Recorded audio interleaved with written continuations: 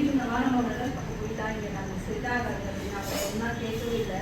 அவங்க இழந்துட்டு தான் நான் இங்கே வரணும்னு ஆண்டவர் சித்த வச்சுருக்காரு. எனக்கு 3 மாதம் தான் ஆகுது. 3 மாதத்துல ரொம்ப கஷ்டப்பட்டேன். வாடகை தான்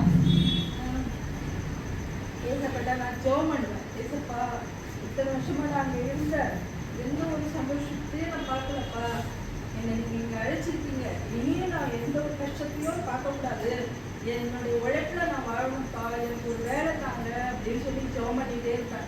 நான் ஒரு 18 வருஷமா சர்ச்சுக்கு போயிட்டு இருக்கேன் ஊர்ல. இனிமே இங்கே வந்து நான் சர்ச்சுக்கு போயிட்டு தான் இருக்கேன். ஆனால் என் ஜெபத்தை ஏசப்பா கேட்டாரு, எனக்கு ஒரு வேலை கிடைக்க உதவி செஞ்சாரு. இப்போ ஒரு மாசமா நான் வேலைக்கு போயிட்டு இருக்கேன். எனக்கு சம்பளம் 15,000. அந்த பிஎஃப் எல்லாம் போக இன்னும் கைக்கு 1 மாதம் சம்பளம் இன்னும் நான் ஒரு வாட்டி தான் வாங்கலை. ஆனால் எனக்கு பெரிய அதிர்ஷ்டம் செய்த தேவனுக்கு கொடான கொடி